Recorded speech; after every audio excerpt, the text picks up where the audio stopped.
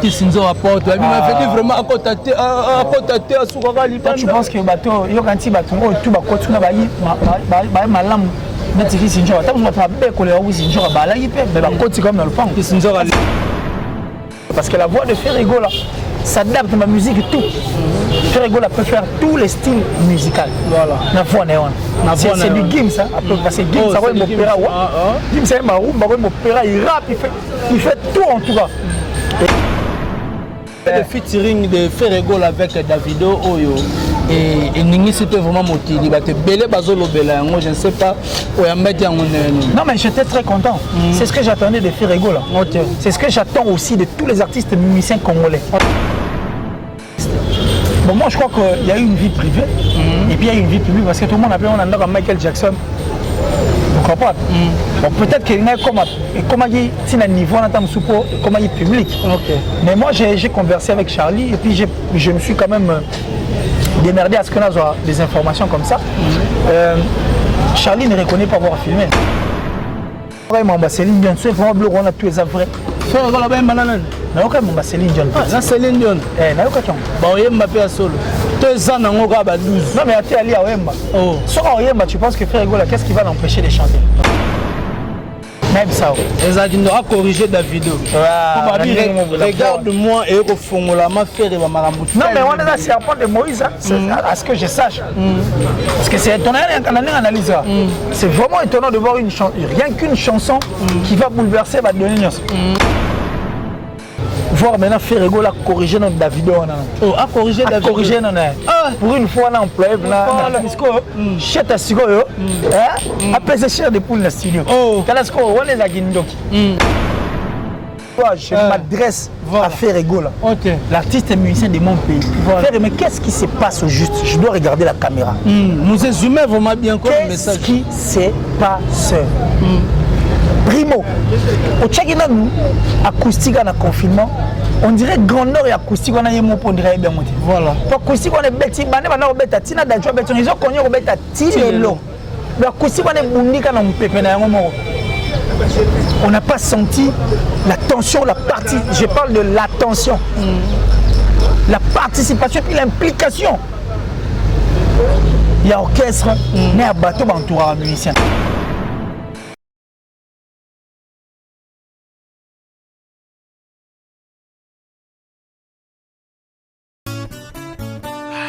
Oasis, une belle dame, la beauté du Paris. Tabou Fatou. La Paris, grand prêtre, Ando Martin.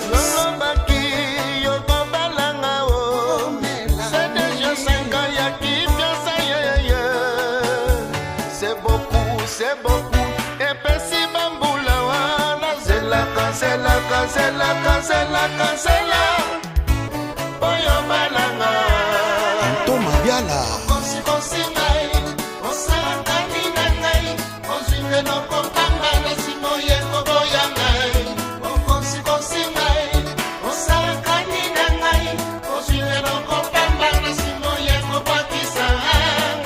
La première dame de la Cameroun, Chantal Dia. Mon palais de Mikili, Alomaki, Akengo Bokiselanga, Esikana Belao. Maman Wivine, Moleka.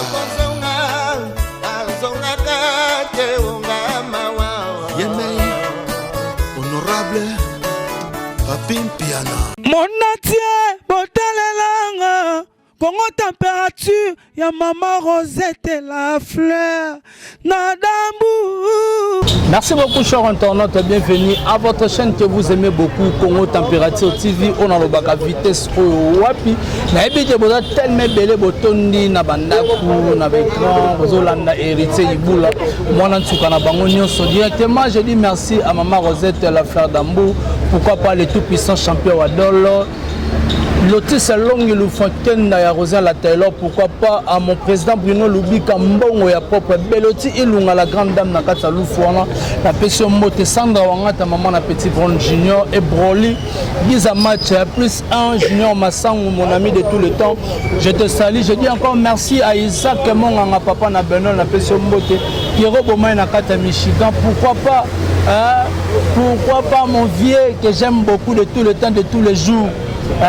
Balobi Adricha Motomètre Bebazi Beba. On appelle son mot na kati ya Londres wana mon vieux. Dans lui Nicolo siège en France Adricha Motomètre Bebazi Beba. René Kotila Carl Lewis en France toujours. Nicolo toujours oui makambo zaka Nicolo na 7e Nicolo. Merci beaucoup moi héritier Iboula, je reçois pour vous qu'il est si à Sola bien le Bakitoko que j'ai dit directement bonjour qu'il est. Bonjour Iboula, héritier, c'est-à-dire merci beaucoup, mais sauf que l'introduction est salinga bien, mais du moins tu as complètement oublié partie mon alinga. Mouyaka solo solo. Ah voilà, héritier Iboula Mouyaka ya solo solo dans. Voilà, donc tous les Yaka sont retrouvés. Voilà. Je parie bande tu y a bande de Nouville en 3 donc. Salut à vous tous quoi. Comme Smassian les séminaristes. Les séminaristes comme Smassian. Mouyaka solo. Yéno on met la route. Yéna Jesus. On met la route. Qui doit plaire. Santé ça va. La rythme qui ne vient à la donc on est là. Voilà l'évolution papa parce que ba télé tout na ngala ba téléphone qui vient inbox. C'est ça. Qui vient inbox parce que moi c'est ridicule quand toi tu souhaites une bonne guérison à ton père parce qu'il est vraiment souffrant. Soit bien assez. C'est pas intéressant. Voilà, pas intéressant. Qui viennent inbox. Si réellement ils sont vrais que qui viennent inbox, qui me posent cette question. Et par contre, moi, je vais répondre. La cadre dignité n'a vu qu'un des arabes. Ok. Qui ne est tout dans ma caméra. Voilà. Nous avions tous peur de ça ces derniers temps. On a vraiment peur de ça. Et puis, on veut garder notre position, on veut garder notre dignité. Et puis, on veut rester droit sur la ligne dont nous avions accepté d'emprunter ce chemin. Voilà, merci beaucoup. Je dis merci à Simario Miezi. Simario Miezi. Apparemment, qu'est-ce qui s'est passé? Bon, je sais pas. Voilà, merci beaucoup à le tout-puissant champion Wadol, tout-puissant champion Wadol depuis La Rochelle. Donc je te salue mon vieux. Voilà, merci Kofi Olomide. Échappé comme il vient tout à fait non, on a échappé. Oh, on a échappé la meilleure niveau. Champion Wadol à Mutuna. Quel marambo ça les gars. Oh, ça le maramati. Champion Wadol. Champion Wadol.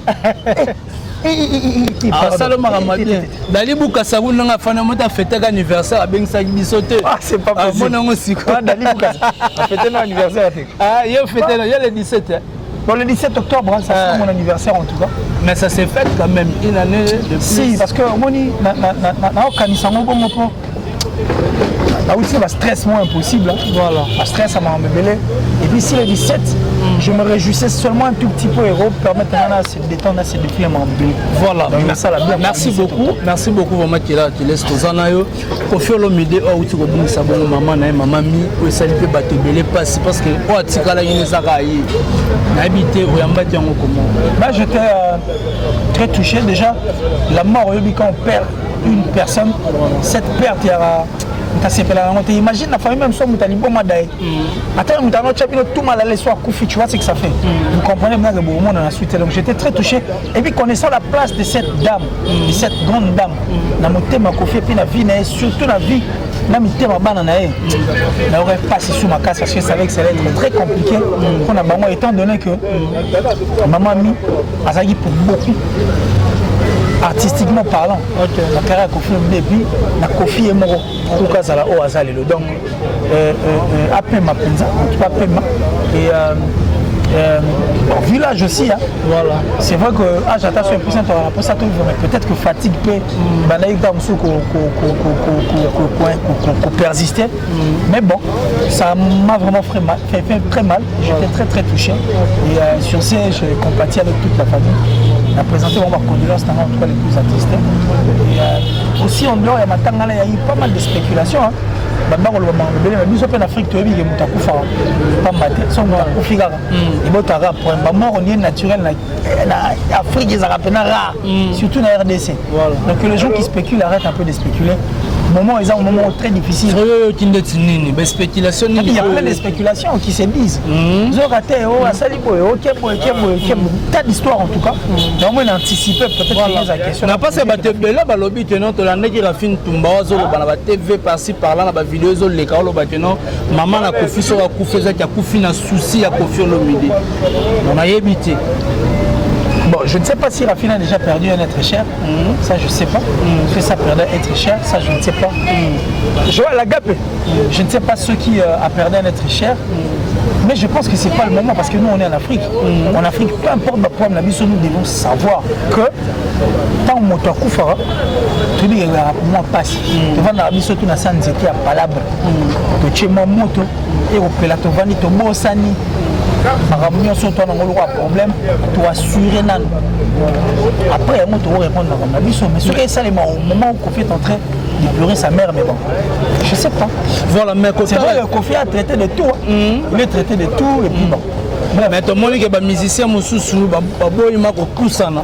Na résidence à Kofi Olomide mais ba yete bon so muta yete c'est kaboy no ya boy to monde va faire école en né à présenter sur Instagram bani tout mais misusu pe le roi ba comité tozela Kofi moi lo ba ceux qui n'ont pas bien yoté vous allez présenter qui m'a présenté et puis ouais raconte alors qu'est-ce qu'il dit alors ceux qui n'ont pas yoté pour battre la milieu et puis ceux qui n'ont pas quantité vous avez des espoirs que vous la chapeauté et bah tout le monde va bien encore ça pour aller trop voilà peut-être qu'après créer des amants qu'à faire on a 24 heures liés coca na 6 ans pas iboula pour perdre même si on a bolingo et là ma casse mais à Robin on peut créer des atis donc on a plus photo talent on ne peut pas être pressé attendant mais on ne peut pas être pressé vraiment qu'il est allé comme Koeli les amis ça Congo les gens de Congo mais tout le monde était pas na wenge ne bazalaka moni wenge to cité Jibem Piana Weranson en fait vous la main aidé tout ça voilà voilà toi tu penses que sur ma kei maman mi na biso ozonga est-ce que ozonga envie oh mais pas na biso ozonga te ba ozonga te est-ce que sur ma kei ba kei bon présence en maman ils ont monté ma confiance au collier en place maman banga zaki effaçant mais façon normal la confiance ya mbaba Inos non mais juste mais ce n'est pas un problème Inos peut-être qu'il a trouvé du temps Inos a trouvé du temps mais il faut savoir que papa Chéran a studio faut pas voir en son nom pour pas peut-être que temps et ça lui défaut et puis partir pour compatir ce n'est pas une obligation vous comprenez c'est volontiers ça peut être volontiers et puis le roi attend là l'équipe de copier la pote tant aux hommes peut-être faire dans la pote mais bakani porter à l'opéra mais bakanga c'est pas pour ça parler na ça parler ne faut pas bakani akufa ni mamati que c'est que bon bakufa moya zate so mais batu ba oncle rese bazana ba refanda non mais toi il m'attend comme na zamba côté il y avait Johnny vous n'est-ce pas très honnête ba ouais là oh matanga muso abeza na batu so qui n'est pas fait Johnny côté ba refanda pas fait Johnny mais jouer après ça pomme na kangela pes nani kisinzo rapport tu as fait vraiment à cotater à soukaka libanda tu penses que bateau yo kanti bato o tout ba kotuna ba malam Netiki Sinjora, tu as fait que les Sinjora balayi pe mais ba koti comme dans le fond. Sinjora leli a besoin dessus na sandali na ba bote. Non mais justement, bango balé ba tchanga mai na vigno. Yo le rose journaliste ça on s'est investigation. Il faut que tu ailles aussi faire cette investigation, poser la question au niveau qu'on a posé. Vous avoir juste. Voilà il y a mamato il ba le rôle il y a malito il monte. Voilà, donc c'est vraiment important, il faut que tu ailles là-bas. Va t'informer sur au Monique Maramba qui Sinjora beza solo ouais sur toi analysant. Voilà, merci beaucoup vraiment. Donc il y a vraiment ce qu'on a marmoté musique on est des mamans mutakufi déjà donc personnel maman mi auto peut se présenter parce que ça condoléances Congo température on a profité maman Rifa parce que maintenant tout cela est trop de maman Rifa comme elle a la petite sœur de Kofi Olomide Rifi na Gwepa là comme elle a trop là où sont dans quelle émission elle s'appelle pas métal pour en tout cas maman Rifi na Gwepa la petite sœur de Kofi Olomide bien sûr il y a famille on a surtout donc ma connaissance est le plus attristé pas naïo personnellement parce que on a appelé à la moi mais avec Kofi Olomide j'avais écrit la publication na monnaie kaima kiango donc je parie comment il veut Johnny voici que toute la famille a beau pareil à la famille Olomide. Voilà merci beaucoup donc Bazo Landabiso partout dans le monde entier le tout puissant champion Wadol champion Wadol comme ça les tout puissants champion Wadol voilà champion Wadol le featuring de Ferrego avec Davido Oyo et Ningi c'était vraiment motivé baté belé Bazo Lobela moi je ne sais pas non mais j'étais très content c'est ce que j'attendais de Ferrego là c'est ce que j'attends aussi de tous les artistes musiciens congolais mais c'est quoi bah talentueux mort la vie sur le monde on dirait tout faire bango trop oh bah il tout fait un problème moi la King Kester parce que King Kester attends la musique mais qu'est-ce que dans c'est la musique voilà il est allé même plus la dispenser même court c'est-à-dire parce que c'était un talentueux c'était dans le sang au fait alors dans le monde on dit talentueux papa chez attends l'année l'été mais on va baisser la machine à musique qui se met C'est de même pour les Inospi, c'est de même pour les faire rigoler. Je vois qu'il y a héritier Watanabe. Ce sont des gens qui ont battu nous l'été, mais c'est inné. Soit Watanabe, on dit qu'ils ont un combat ma casse. Mon plus grand problème, c'est que tous les talentueux, il ne faut pas soit opportunité, occasion. Et en dehors de talentueux, la musicienne en général doivent aussi c'était ça en fait mon souhait, parce que la voix de Ferrigo là s'adapte à ma musique et tout. Ferrigo là peut faire tous les styles musicaux. Voilà. La voix c'est du Gims ça. Parce que Gims ça va être opéra. Gims c'est un opéra, il rappe, il fait tout en tout cas. Et c'est un grand plaisir pour moi. Voir maintenant Ferrigo là corriger notre Davido. Oh, à corriger Davido. Corriger non. Pour une fois on a employé à corriger. Regarde moi Paul Misco. Chete à Sigo yo. Après c'est cher de poule dans studio. Oh. Kalasco on les a guindoki. Même ça. Les a guindoki à corriger Davido. Regarde-moi et refongola ma faire va maramouti. Non mais on est là c'est à part de Moïse à ce que je sache. Parce que c'est étonnant quand on analyse. C'est vraiment étonnant de voir rien qu'une chanson qui va bouleverser ma donnée. Son ami Tuni, on Nzemba Pam. Bon harmonie tangoya. Après tant dynastie ya. Mi-ange mi démoyé. Voilà. Là ma cam. Est-ce que héritier Watanabe pas se passer battre nos pères pas avoir ben na moi et plutôt bête attrape. Na mi-ange. Abeta déjà, abeta pas sous trappe na mi-ange mi mais abeta pas des attrape na tout en noir. Alors on la côte ça moi trappe na room donc c'est bon. OK. Ce n'est pas un habitué d'ailleurs, c'est un habitué et puis on sait que et paix sa bison ma cam. Mais nous faire rigoler, merci pour ce featuring avec Davido et puis n'aurait mon Céline Dion, c'est vraiment bleu on a tous les vrais. Faire rigoler ben banane. Na aucun mon Céline Dion. Na Céline Dion. Na aucun temps. Ba oyemba pe ya solo. 2 ans nango ka ba 12. Non mais à aller à Oyemba. Oh. Sur Oyemba, tu penses que faire rigoler, qu'est-ce qui va l'empêcher de chanter? On peut faire ça va featuring et belé. Mais place nga est-ce qu'on a barap l'entourage de faire et le bureau. Pas mais quand on ballon qui me congo ballon qui me congo ballon qui me congo dans les sangs ballon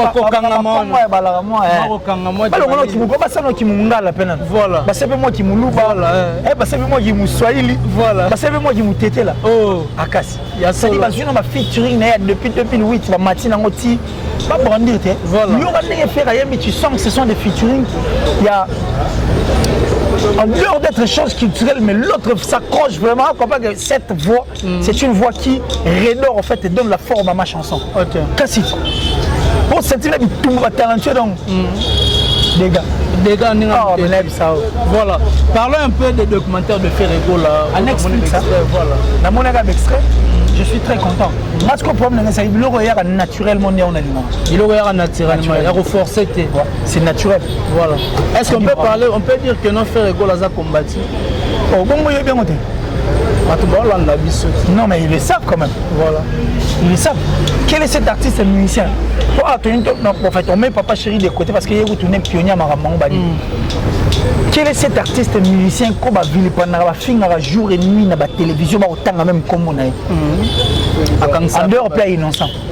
Pour innocent, peut qu'on finisse avec message dans le monde. N'est-ce pas, Ferrigo? Cassite. Quand ça peut battre.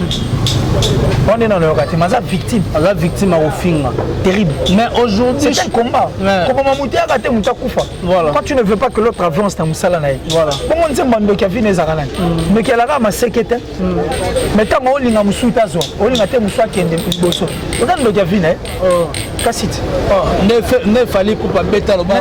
Il a fallu et Matawa Bangwekita. Vouloir naïwa. Voilà. C'est pas un problème. Voilà, merci beaucoup qu'il laisse tous notre bête dans qui t'a vraiment la sous-émission. Mais parlons un peu de Charlie Prince. Oh, le laser quitté dans le dossier Obakangela qui est, ils allaient que non, c'était du fleuve Nemutezana Sima. Il y a dossier par rapport à la investigation à tout le monde qui est sur l'accès bloc.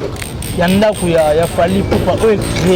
Il y a mal dit en commentaire que analyste. Bon, moi je crois qu'il y a eu une vie privée et puis il y a une vie publique parce que tout le monde appelle on Michael Jackson. Vous comprenez? Bon, peut-être qu'il y a comme il y a un niveau comme il est public. Okay. Mais moi j'ai conversé avec Charlie et puis je me suis quand même démerdé à ce qu'on a des informations comme ça. Charlie ne reconnaît pas avoir filmé. Il reconnaît ne pas avoir filmé. Et puis connaissant Charlie, filmer indépendamment de sa bonne volonté et que aucun on a moto à sa propriété pour atteindre la placement public avec un cybercriminalité à un risque c'est infraction je ne pense pas que Charlie pouvait prendre le luxe de faire ça ils en ont ramené ça parce que si c'était le cas il allait se retrouver en tort étant donné qu'à Liban on comprend qu'il y a Marambo et Salima qui on avance avec et ça fait mal quand ce sont des journalistes qui sont attaqués comme ça menacés jusqu'à leur faire arrêter tant sous injustement illégalement ou raison ou question de leur faire taire ou de leur nuire. Donc moi je trouve ça un peu pas bien.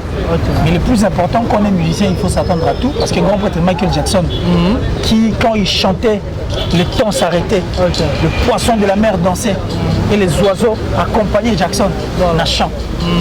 Mais grand prêtre Jackson va critiquer les États-Unis la période où il y a un américain. Voilà ma mère. Jésus-Christ route. Moi on a dit bon. Voilà, c'est là qu'il laisse la sagesse. Donc, parlons un peu de featuring de Inos avec Fabregas. Par rapport à Fabregas a trop pour Fali et pour Fabregas c'est pour tout le monde. Il est pour tout le monde. Mais le featuring là Inos non mais nous on a featuring quand tu vas dans featuring là on a passé featuring le jeune leader bébé tension mon lodo bébé tension oh tu mais comme bébé tension bébé tension ok ça dit voilà que nous avons un parce que ça ce n'est qu'un featuring maintenant ce qu'on a mon grandeur il y a mon on a l'année Moutassa il va clip HB son grand frère voilà assez l'artiste million sur clip voilà c'est du lourd, c'est pas donné à tous les artistes et musiciens. Voilà. Mais quand on appelle clip HB à Salim Moutou, l'équipe a une hospice qui te remet à ça un problème. C'est maison de production non mais c'est la famille en fait, c'est la famille Balou. Mais si mais le fait d'accepter que son frère aille accompagner l'artiste et musicien, ça prouve combien il a un gros cœur. Il y en a c'est un ambassadeur d'un gros cœur et puis un ambassadeur vrai qui a les soucis de l'avancement de la musique parce que la belle mais et où tu peux s'habiller artiste et moi musicien les Arabos ou les Arbos. Donc nous allons étonner de voir Inos ainsi que Fabregas en featuring. Je trouvais ça très normal parce que déjà Maramou délégué featuring acceptable au featuring par ailleurs à Chevo. Voilà. Oh. Yego Maramou na ngote. Yego la bête appena ba jeune Kenen Instagram la grandeur mais pas à l'Instagram. Et puis je vais te dire quelque chose. Bande Robali Misanga. Inos va même plus loin. Non seulement il y va dans la featuring, à des fois il paye même la séance la studio. Il y a musicien il y a édité. À ça il fait la clip. Oh, HB gratuitement. Voilà. Mais je te dis, va vérifier, moi je te dis. Il a les soucis. Ah, il a des soucis dans la musique congolaise, mais pas sur son Instagram. Voilà. Qui est un Instagram, il y a une ospi officielle. Il y a publié Randor, il y a Maramné, Hollandina, c'est plus les autres artistes. C'est dit, moi, ça libère Zuang à Tchewana. À quoi on encouragé au monde 33 000, 40 000, 50 000 vues. Voilà. Ça fait déjà 50 000 personnes qui ont vu cet artiste. Il dit ça, on a 50 000, soit 10 000 balles, n'est-ce pas d'artiste qui est voilà. Ambassadeur à Moutema au fond. Voilà, ambassadeur vraiment à Moutema au fond. Parlons un peu de la nomination de Salama, mais comment tout le monde a un musicien congolais qui nominé à 2 personnes, 3 personnes, mais au monde a Barnaboy, Barosala, Kirina, Bango, Bakundi, Bazuba, 4 5. Mais plus on a Congo, ça a différent à Moutema. Ça c'était Wazé quand même chamon na lingo mingi motema mabe. Bobi kana bese to babita mabe musu pena ya sika. Basal na sashi ko na ba fongola te mutazuka motema na sacha kati selium. Oh. Wazé ko ba mais mission mo bwe na bo sala ngotabi congolais. Soki bisie asengo eloko mo so pesi ngo pesa ngo double ndeko ne congolais. Bobi asengani. Asengani. Ba tobole lisomo. Bobi ke ba tobolo de comme aveugle ça ta borne parce que le borne dans les villages aveugles, à un roi quoi. Mon niveau, c'est ça en fait. Ces personnes-là qui ne veulent pas que les autres soient là. Voilà. Bon, ça ça dit son nom doit être éternel. Voilà. Et c'est la raté. Oh, n'habitez vraiment. Et puis tout à l'oublier que toi, tu vas voilà, toi, c'est le grand prêtre Nzambe. Na ba angelu, na mo Jésus Christ. Na bateau ba simba tina suga ne ba mona. Paradis ne va vivre éternellement. Est-ce que ce sera donc, je veux dire quoi par là? Nous devons savoir ce que nous cherchons, ce que nous voulons. Voilà. Tout ça, la musique pour l'intérêt de la République démocratique du Congo et pour l'intérêt de la musique, parce que la musique est leur mère. Voilà. Point barre, mon frère. Ok, merci beaucoup. Est-ce que la dynastie de Romo n'a peut-être fait rigoler là-bas, c'est perception, il n'y a pas de featuring? Non, mais pourquoi pas? Et puis faire rigoler là. Ah, mais faire. Ah, on va faire. Cheta. Nana s'adresse parce que le Gaulois, je m'adresse à faire rigoler. L'artiste est musicien de mon pays. Mais qu'est-ce qui se passe au juste? Je dois regarder la caméra. Nous exhumons vraiment bien comme message. Qu'est-ce qui se passe? Primo, au Tchakina nous, acoustique en confinement, on dirait grandeur et acoustique on a eu mon on dirait bien monté. Voilà. Acoustique on est bêti, bande bande on bêta, tina d'adjoint bêti, ils ont connu on bêta tinelo. Mais acoustique on est bondi quand on pépé na moment. On n'a pas senti la tension, la partie. Je parle de la tension, la participation puis l'implication. Il y a orchestre, il y a bateau entouré musicien. On revient encore, on regarde moi. Depuis on regarde moi, oui, oui. C'est loin parce que la barre est tellement licolo, Kinzembo, place au bout, tout le monde accepte. Mais ils sont où pour la promotion? C'est ça. ADS, on les a trichés. Ils n'osent bien salir en mode, ils ont bien. Essayez, ADS, vous proposer un pays, ça peut ouvrir les portes.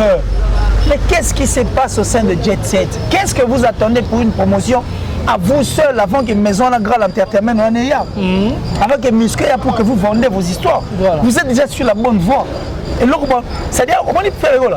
Il y a un match comme dans la deuxième minute. Voilà. Désespoir et Koti, match est ici là. Match est ici là. Il y a sifflé à mon orbachebi. Là, c'est bien Koti.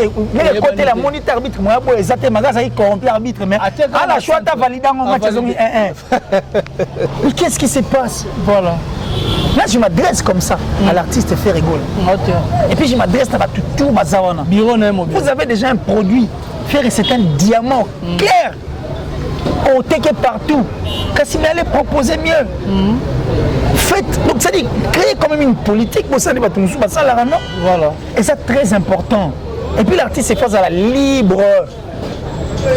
Et faire doit comprendre qu'un artiste qui est en voie de devenir professionnel doit laisser ses oreilles. Ok. C'est différent à la malléable, malaxable, c'est-à-dire barba papa, donc ça y est, il peut prendre toutes les formes. Il doit se laisser aller. Écouter plus, parce qu'écouter c'est un art. Et quand on écoute, on sait faire quelque chose. Mais tous ces gens-là doivent se réunir autour d'une table pour comprendre que vous aviez déjà fait Rego là. Voilà. Voilà, merci beaucoup. C'était là le message de Kina. National Affaire. Venez vraiment. N'habitez National Affaire. Oh, c'est National Affaire. National Affaire. Nenga pupola bloka pupola ka faire oyemba maintenant tala eux sont même grandeur à faire tala sans arrêt qu'il est sur la macasse mais pour la mais écoute, il figure sur la liste des talentueux musiciens de mon pays. On ne peut pas le faire. Mais c'est Ngam na benga ebongo. Mon innocent, République démocratique du Congo. Innocent, dans la comprendre que ba cuivre, diamant, ba cobalt, dans la lac le plus poissonné, ba pêcheur mystère, c'est la richesse. Pouf. Mais il a compris à se découvrir tôt à Sindiango et puis il est parti. C'est le même pour faire rigoler, il a tout, qu'est-ce qu'il n'a pas? Faire rigoler, il danse bien, il fait tout bien, il a opéra, c'est un excellent et surdoué Ferré. Ah, Ferré. Ah, c'est un Ferré, yo! Yo, Ferré, yo! Ah, l'artiste. Bon, on avance. Voilà. Ça fait très mal, hein, ça n'a pas si. Malgré qu'il est sur le banc au Seka. Je veux que le message arrive parce que moi personnellement, je ne suis pas ce genre de personne au Seka. Datichou le sait. Voilà. Datichou. Parce qu'il y a 2-3 semaines, regarde-moi que dans 3 millions et parce que imagine que ce balai, est-ce qu'on a 6 mois, regarde-moi. Voilà. Parce que nous avons mis voilà. C'est ça. Ah bon, ça l'effort, vous n'allez pas fournir beaucoup d'efforts. Nous avons accompagné.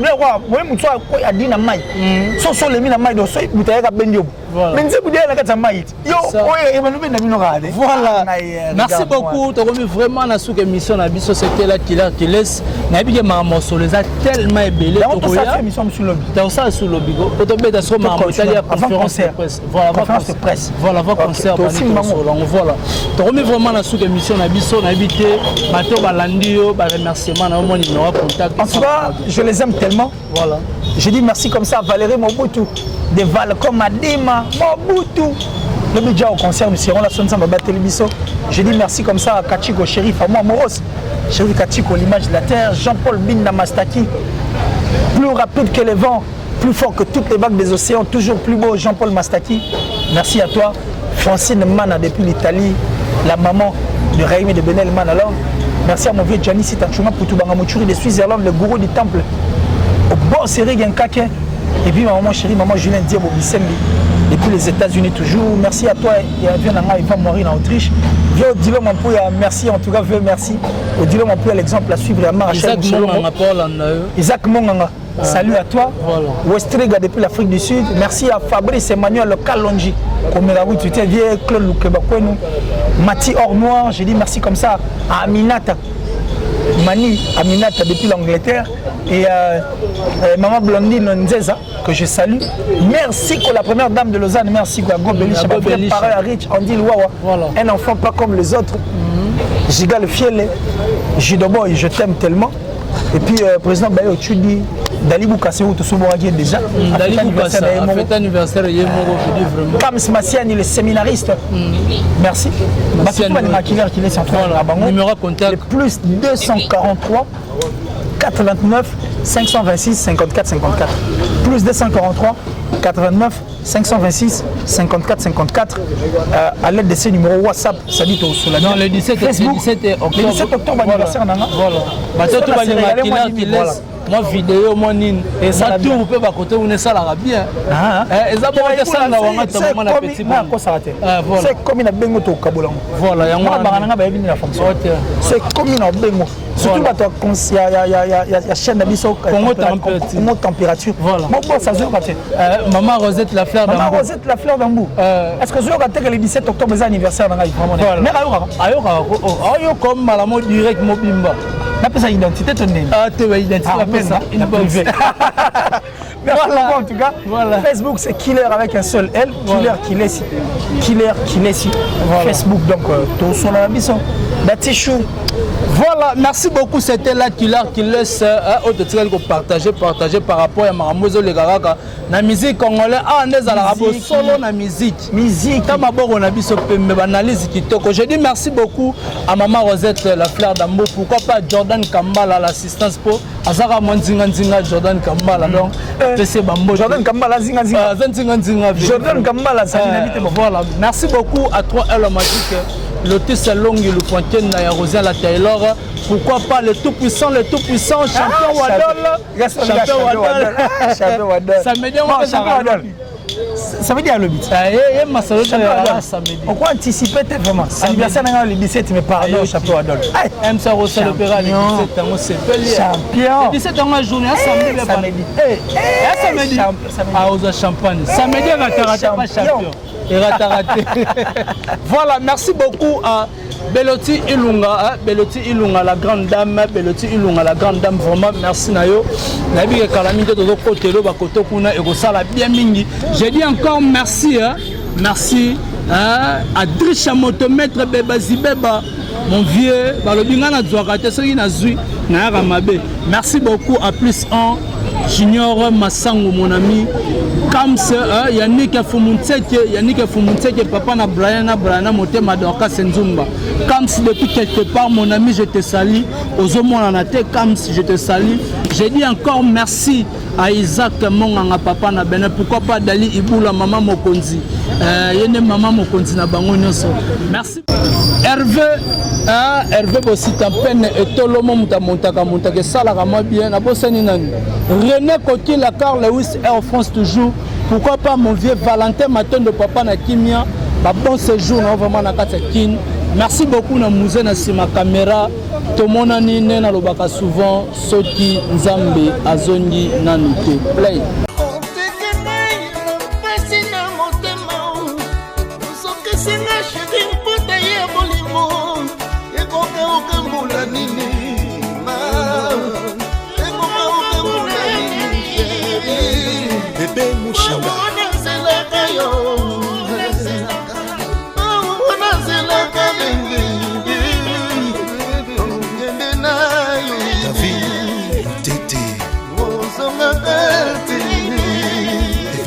Bota, mère des orphelins, chocolat chaud.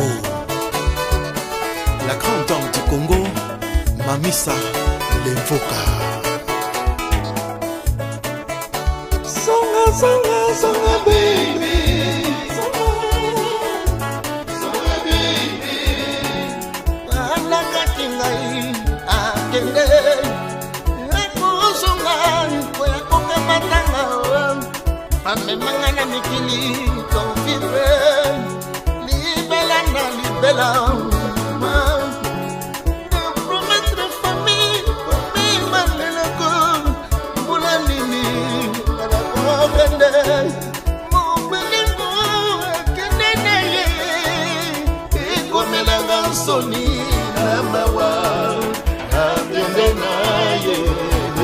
Génie Malonda. Choisis Matata.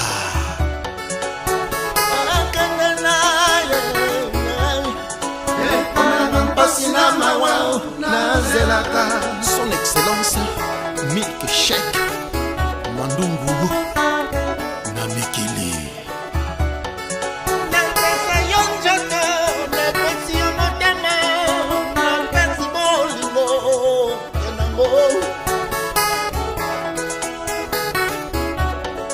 Lembingazor Bokema.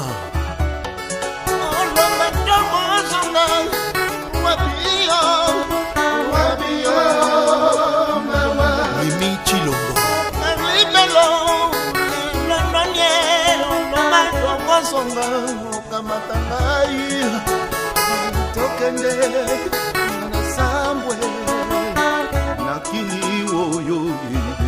Bodian Valérie de Bundes, Maître Baina très fort, Maître John, Mwana Motetela Azalaka Mungute.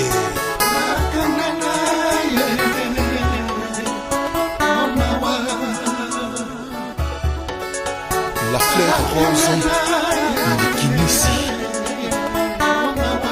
Jacques Ngimbi, Mokonza Acne. Ado Malanda, Bele. Claude Eden, Didier Kaditou, Eros Kalou. Charlie Schengen. Le grand prêtre Rémi Makuntima.